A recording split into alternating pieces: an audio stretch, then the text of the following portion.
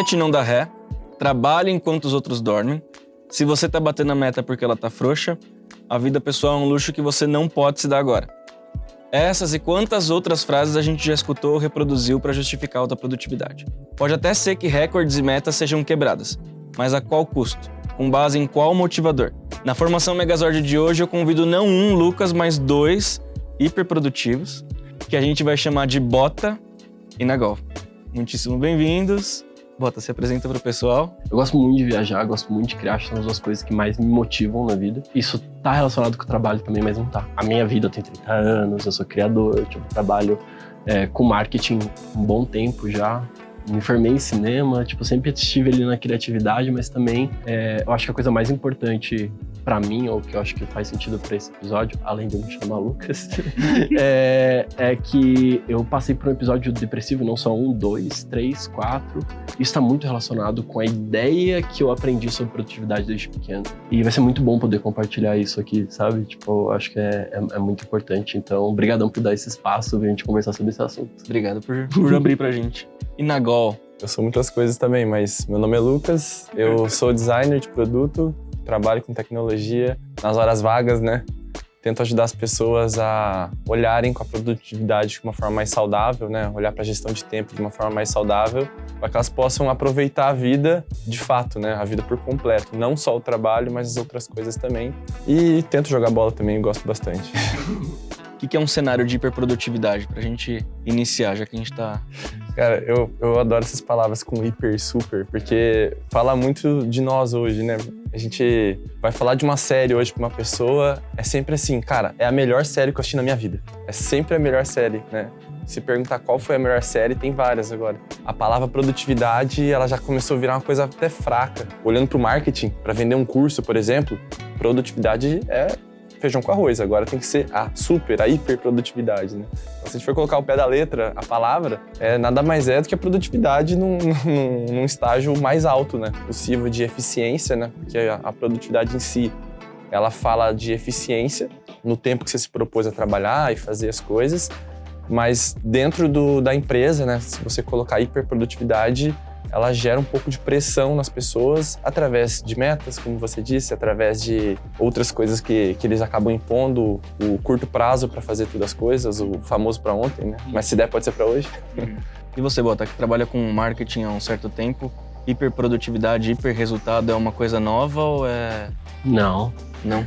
Boa parte da avaliação do nosso trabalho vem por número, o tempo todo. Por mais que você tenha se esforçado muito, por mais que você tenha trabalhado, chegado 6 horas da manhã na empresa e saído, meia-noite. Eu tô exagerando pra caramba, isso é crime, tá, gente? Tem que pagar. Então tome cuidado com isso. Mas tô querendo só exagerar esse cenário, levar pra esse lugar, pra entender que, no marketing não existe necessariamente, uma quantidade do você vai botar esforço e vai ter resultado. E essa é uma visão que se tem da produtividade, né? Que quando você produz ou quando você tá lá, só que isso é uma visão fordista. Fordista eu digo linha de produção, né? Tem algo passando aqui, eu tenho uma atividade que ela é mecânica. A atividade de marketing não é mecânica, ela é criativa. Como é que a gente lida com a produtividade criativa? Isso a gente faz muito errado. Porque a criatividade, ou seja, essa habilidade de pensar na estratégia, na coisa legal e tudo mais, não vem na pressão de resultado. O que vem na pressão de resultado é um movimento mais rápido. Né? Essa linha fordista que eu falei, isso a gente tem um estudo. Mas a criatividade funciona de um jeito completamente diferente. E no meio de muitas empresas quererem mensurar absolutamente tudo que elas fazem, como que elas mensuram criatividade? Ou como elas começam a tentar mensurar a criatividade? Eu não vejo o problema do indicador. Né? E se a gente lembrar que o indicador é um indicador, ele indica algo, ele está conectado com algo, ele é só uma visão do como está acontecendo aquilo na realidade, né? Quais são os efeitos materiais daquilo. Quando a gente olha para a criatividade, se a gente for pensar a lógica natural do marketing, né? Quantos problemas do marketing essa criatividade resolveu? Para mim, é um estado de espírito do time. Né? Eu não digo só para mim também, para o Google, por exemplo. O Google, em 2012, fez o projeto Aristóteles e eles perguntaram, os times que produzem mais, o que eles têm de diferente de outros times? Segurança psicológica. Então, se eu vou falar sobre criatividade, um ambiente onde permite que a criatividade aconteça, um indicador, é a segurança psicológica. Então, como é que eu meço a segurança psicológica, Lucas? A galera tá conseguindo discutir, ser ouvida? Eles podem discordar num ambiente seguro? Eles podem falar, não curti isso daqui, porque a criatividade, ela depende de conflito. processo criativo, ele é, tipo, misturar uma coisa que existe com outra coisa que existe e criar alguma outra coisa. Então a gente tem que ter muito cuidado, né, no sentido do, tipo, no universo do marketing que não tem algo que funciona. Não é que a gente tá falando de empresas, né? Tipo, ou até mesmo de negócios. Cada um tem um ecossistema, porque tem um time diferente. Então, cada um vai saber trabalhar de uma forma. Talvez produtividade tenha muito a ver com isso, né? Não se sentir acontece seguro e 100%. produzir. Não acontece 100%, é importante falar. Mas acho que buscar esse ideal e entender que tem segurança psicológica, que tu tá conseguindo, vamos dizer assim, tipo, organizar o teu time de marketing pra... Pô, esse aqui tem essa habilidade, tem essa habilidade, tem essa habilidade. Como é que eu crio estratégias com essas habilidades pra uma galera que eu sei que precisa da minha empresa? Existem estudos, por exemplo, na linha de criatividade, que o melhor momento para você ser eficiente na criatividade é os momentos menos produtivos. Porque é os momentos que você está mais com a cabeça aberta, pensando em 1000 coisas ao mesmo tempo. E para fazer operação, aí sim tem horários que você tem que estar mais concentrado. Então não tem uma equação. O difícil, o desafio de um time é você conseguir entender as especificidades de cada um, como um time de futebol, né? Cada um tem a sua posição, tem a sua estratégia, tem seu estilo. É conseguir entender cada um para tirar o melhor dessa pessoa. E como que as empresas leem hoje produtividade, na sua visão? Hoje... Cara de tristeza, tá ligado? Tipo... Hoje através da parte que o Lucas falou mesmo, né? De números, né? Através de números e o que eu menos gosto mesmo, que é a parte do microgerenciamento. Porque isso acaba sendo não eficiente para as pessoas, que ela já tem a autocobrança dela, né? Já tem os problemas dela para resolver psicológico. Isso gera mais uma pressão para ela. Então ela está trabalhando sempre sob pressão ou de prazo, de qualidade. Isso para a empresa também é ruim, porque gera o retrabalho, porque às vezes não vem na qualidade que ela esperava, até porque não tinha o tempo hábil para isso. Então é muito complicado essa linha de números e pressão, assim. Vou falar de novo, você citou o Fordismo, né? A gente está tão acostumado com o Fordismo, até na escola, que a gente tem as pautas para estudar, a gente tem os livros para estudar, a gente tem as datas para estudar, tudo certinho. Aí você vai para a faculdade, é a mesma coisa, tem os livros para estudar, tem as datas e tem as matérias. E aí quando você sai de lá? Você não tem nada, tipo assim, você tem um campo livre que é muito gostoso de ver, ao mesmo tempo que é muito desesperador ter uma folha em branco, um calendário vazio, onde você decide o que você vai fazer com ele. Então é muito difícil, nem todas as pessoas estão preparadas para isso.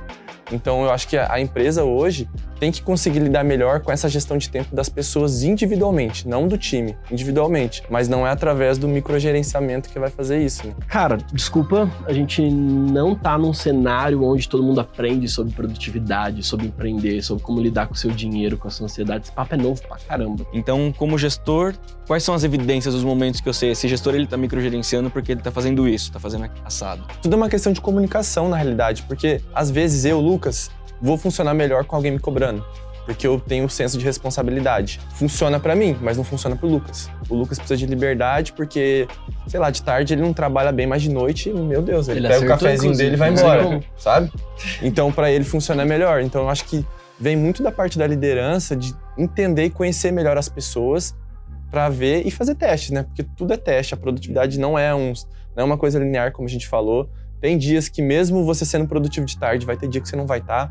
Vai ter dia que teu cachorro vai estar doente, você vai estar preocupado com ele, não vai produzir. Mas o planejamento, a organização, ela serve justamente para você prever essas coisas. Essas coisas vão acontecer, a gente tem que ter como se fosse um estoque de tempo para você, se der uma cagada, você vai ali e resolve, sabe?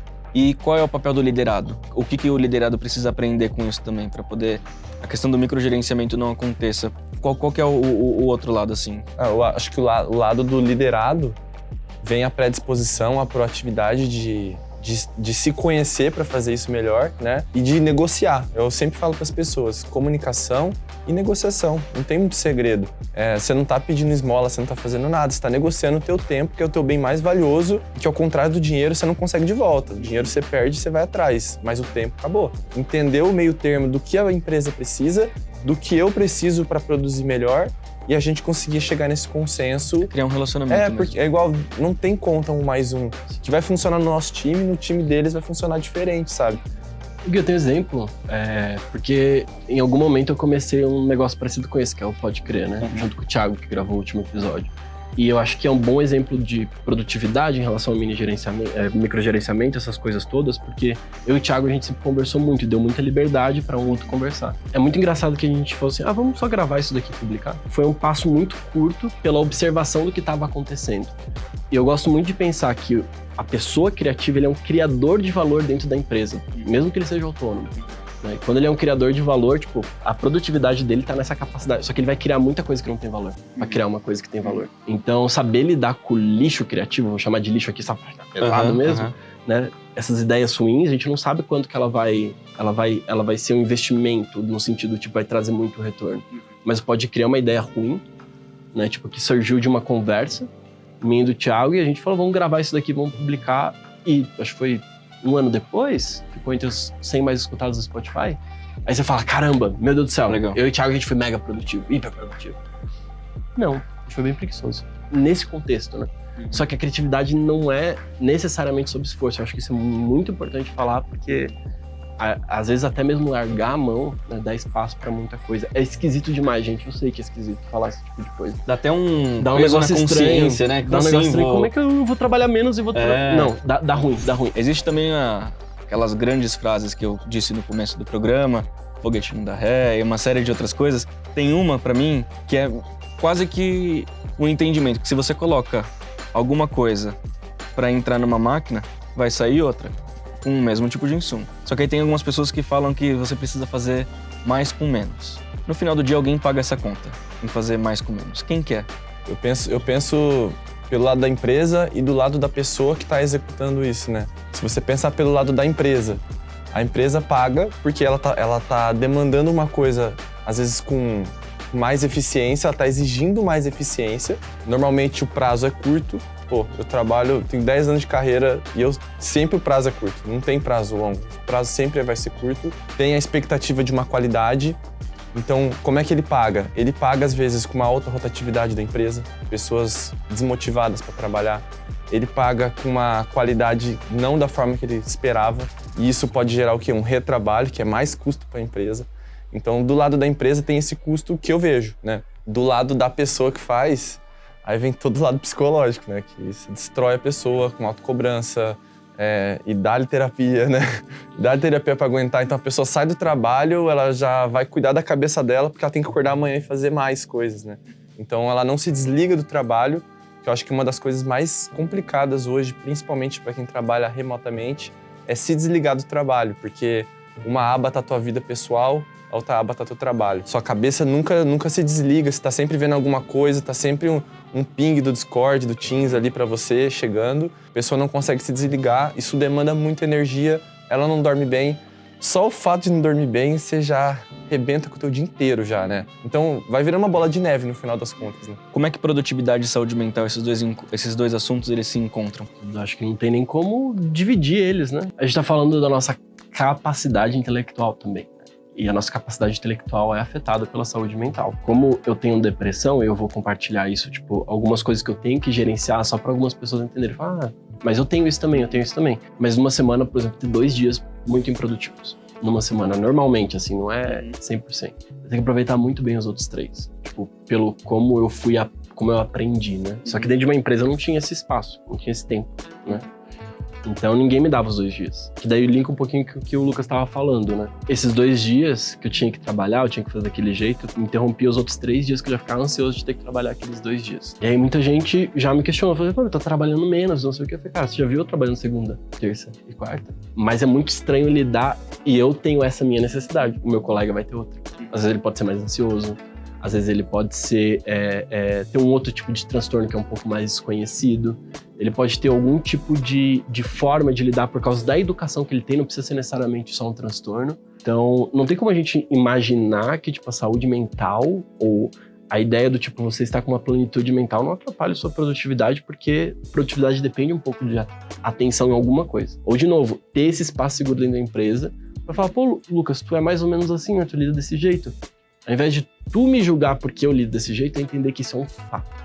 A gente se comporta de formas diferentes. Se a gente ficar tentando achar o certo, não, esse é o jeito certo de comportar, aí a gente vai estar indo no caminho contrário da saúde mental, nesse aspecto. Então, eu acho que é importante a gente aprender a equilibrar essas coisas, entender que cada um tem uma necessidade e que, não produzir faz parte de ser produtivo também quando a gente fala de saúde mental, ou seja, descansar, repousar, pegar o teu tempo. Mas é impossível, porque a empresa tem que ganhar dinheiro, tem que bater meta, tem que fazer isso. Foda-se, a empresa planejou errado. Toda vez eu falo assim, não, semestre que vem eu vou cuidar mais de mim. E aí, cá estou eu. Mas é que é Segundo difícil. começo. É difícil Segundo demais, começo. é difícil. Segundo eu começo. Quais são os principais motivadores que a gente vê as empresas negociando com os colaboradores para garantir mais produtividade? É bem comum a gente utilizar os recursos de punição e recompensa. E os motivadores que a gente está mais acostumado a receber são esses de punição, né? Ou de recompensa. Recompensa do tipo, eu vou ganhar mais se eu produzir mais. Ou eu vou ser demitido se. Então, tá muito no lugar do tipo, vou perder meu trabalho, ou vou perder o meu dinheiro, ou vou ganhar o meu dinheiro.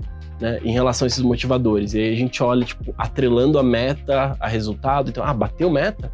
Então você ganha dinheiro. Não bateu meta? Então não importa quanto grana você produziu. Então, se a gente tá falando de grana, a gente tá falando de um motivador externo. Não que ele não seja importante. Porque sem grana a gente não consegue dar conta das nossas motivações internas. Então são decisões que, tipo, que estão relacionadas a, será que isso aqui vai dar dinheiro? Mas quando eu tava escolhendo por cinema, por algum motivo de tudo que tava lá, porque ninguém tava prestando atenção naquela escolha, não era importante para as pessoas. Eu escolhi porque eu gostava muito de audiovisual, porque eu queria viajar. Coisa estranha, né? Tipo, mas porque a galera que filma viaja muito.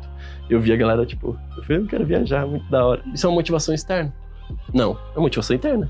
É tipo, eu quero viajar. A gente fala muito pouco do trabalho em si e fala muito das recompensas e das punições. Então a gente tá querendo definir contrato, e que tá tudo bem, eu acho que é como a gente evoluiu até aqui. Quando eu digo tá tudo bem, eu não acho que tá completamente errado, mas a gente sabe que isso não funciona a nível de produtividade. No sentido tipo, se eu quero ter uma pessoa feliz, automotivada e autodeterminada para lidar com a liberdade, por exemplo, ela vai ter que aprender muita coisa. E a empresa vai ter que aprender, junto com essa pessoa, a desenvolver esse cenário que não existe ainda na humanidade, que é onde a gente para pensar nas motivações internas com calma.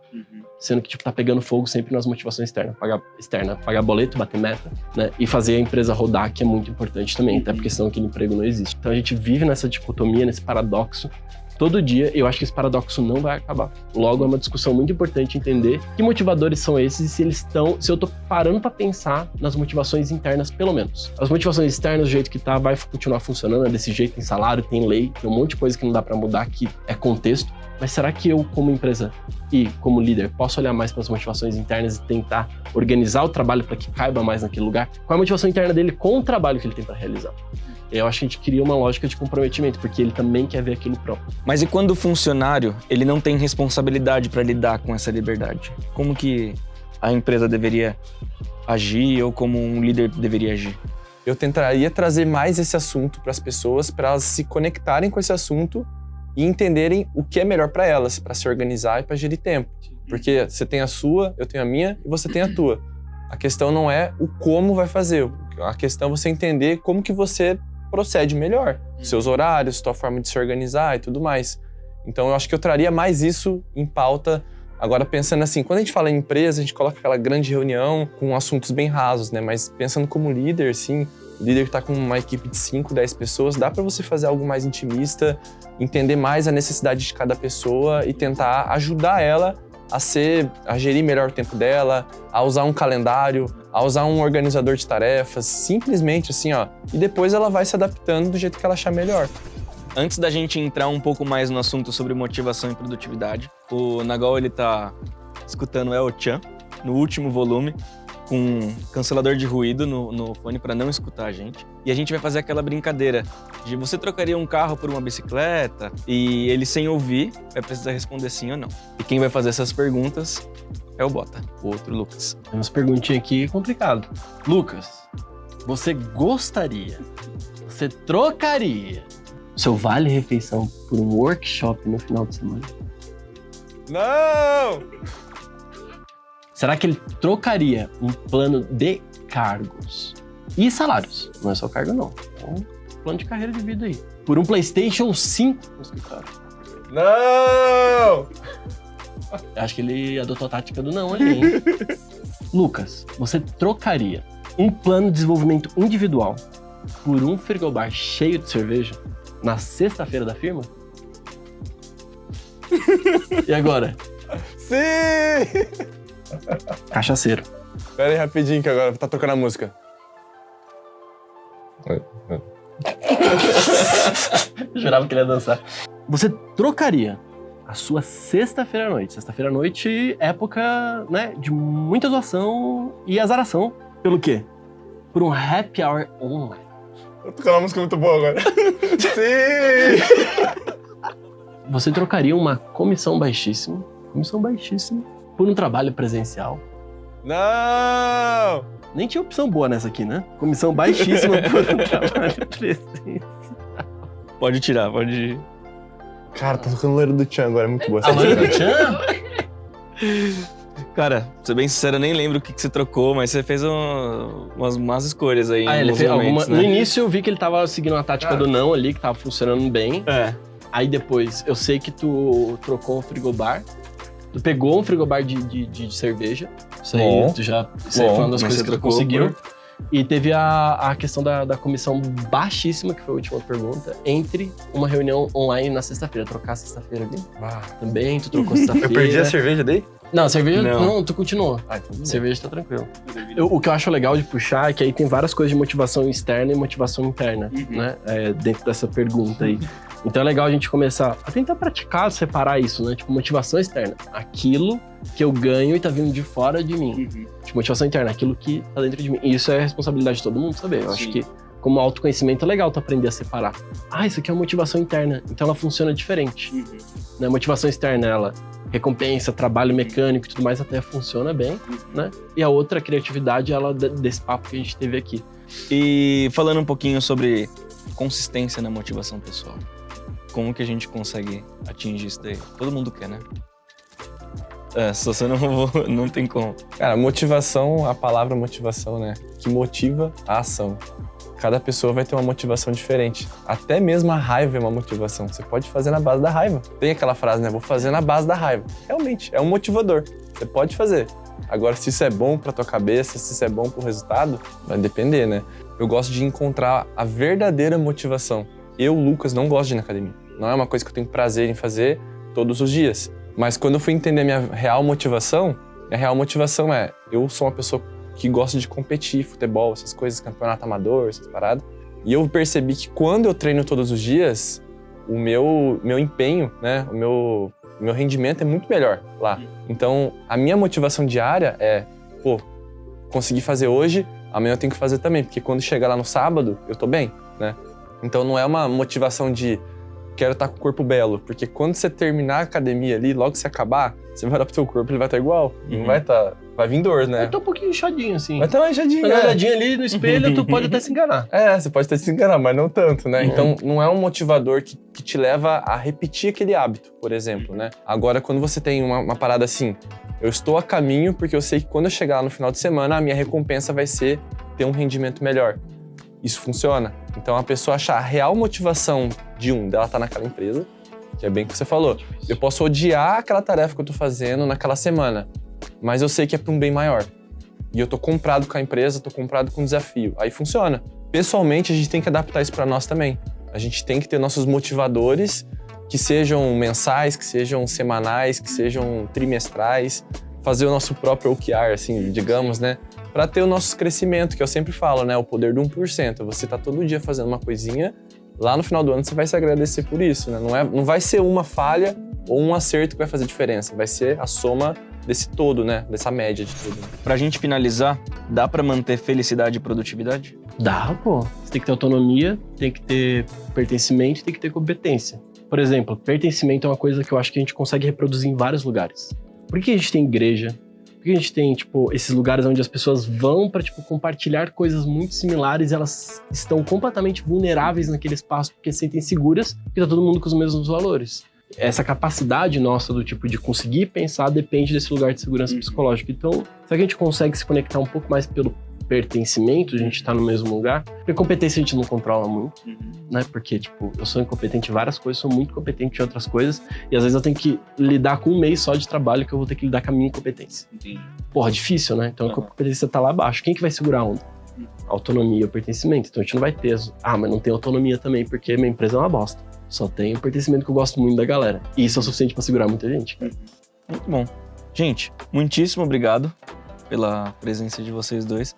Deu pra aprender realmente bastante coisa aqui no Megazord de hoje. Lembrando que o Megazord ele é um programa da Top Desk e ele tem o objetivo de trazer 2 mundos diferentes.